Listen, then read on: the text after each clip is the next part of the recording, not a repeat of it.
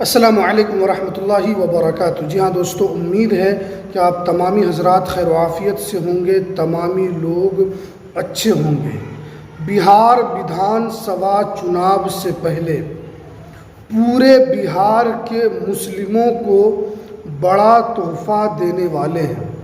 क्या तोहफ़ा देने वाले हैं, इसको लेकर हम पूरी जानकारी आपको इस वीडियो के अंदर हम बताएंगे, तो इसलिए आप इस वीडियो को पूरा ज़रूर देखें।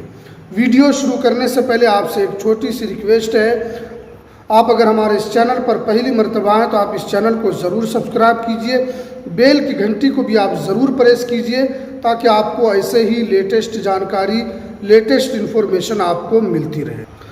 तो चलिए हम वीडियो को शुरू करते हैं। जी हाँ दोस्तों, आप जानते हैं कि बिहार में नवंबर के महीने में चुनाव होने वाला है।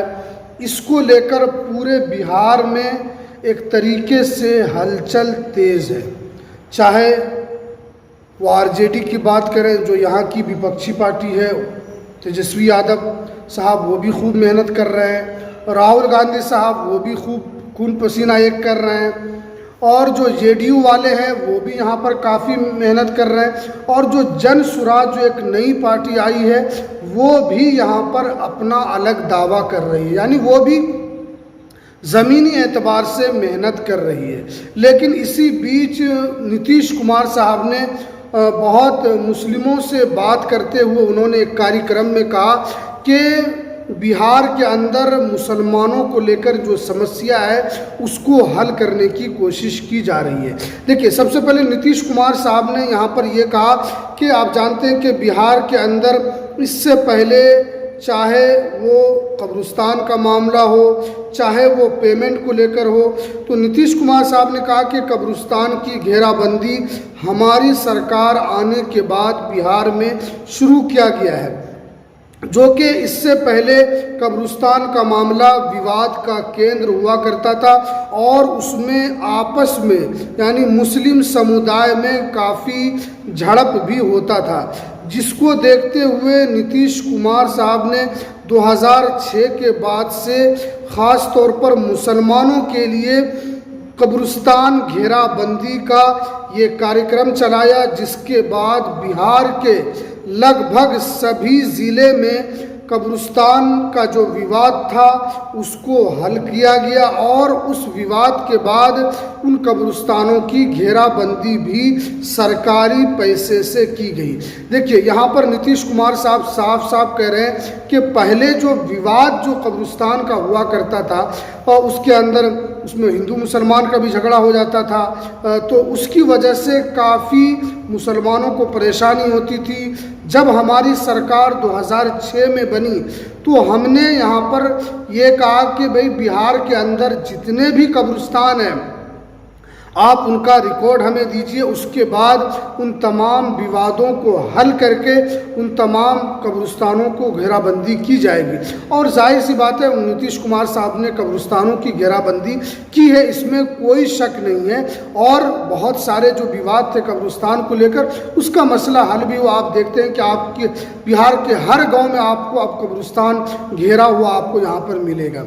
और दूसरी बात जो उन्होंने शिक्षकों के बारे में की, मदरसा शिक्षकों के लेकर उन्होंने साफ साफ कहा कि पहले जो मदरसा शिक्षक उनको सरकारी दर्जा नहीं था, ना मदरसा सरकारी था, और ना वहाँ के जो एसातिज़ा पढ़ाया करते थे उनको सरकारी नौकरी का दर्जा नहीं मिला हुआ था।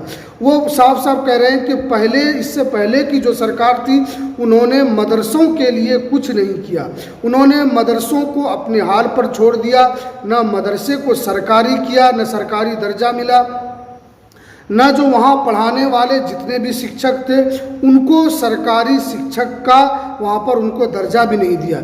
लेकिन हमारी सरकार जो है वो आकर मदरसे को भी यहाँ पर सरकारी किया और उन शिक्षकों को भी यहाँ पर सरकारी दर्जा दिया गया। अब उनको जो पेमेंट मिलता है वो जो बिहार में, चाहे वो दूसरे बीपीएससी से पास शिक्षक हो, चाहे इससे पहले और जो शिक्षकों की बहाली हुई थी उन शिक्षकों के बराबर उनको वेतन मिल रहा है। देखिए, आप जानते हैं कि बिहार मदरसे में बहुत सारे शिक्षकों को पेमेंट मिलता है इतना, लेकिन आप जानते हैं कि अभी बिहार में जो साइंस टीचर की जो बहाली मदरसे के अंदर की गई है उसके अंदर शिक्षकों को कितना पेमेंट मिलता है? सिर्फ और सिर्फ 6,000 रुपये।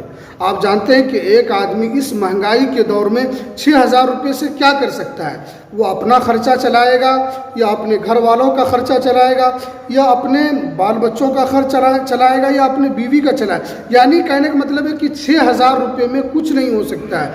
लेकिन सरकार अपने एतबार से वो कोशिश कर रही है। वो जानती है कि बिना अल्पसंख्यक के वोट लिए हुए हमारी सरकार नहीं बन सकती है। ये बात नीतीश कुमार साहब भी जानते हैं, ये बात तेजस्वी यादव साहब भी जानते हैं और जो दूसरी पार्टी कांग्रेस है ये सब जानते हैं कि बिना मुसलमानों का वोट लिए हुए बिहार में किसी की भी सरकार नहीं बन सकती है। इसीलिए इस तरह की बातें यहाँ पर की जा रही है, मुस्लिमों को एक तरीके से लुभाने की कोशिश की जा रही है यहाँ पर। लेकिन आप जानते हैं कि बिहार मदरसा के शिक्षकों का क्या हाल है। वो तो कहते हैं कि हमने टीचर को सरकारी दर्जा दिया।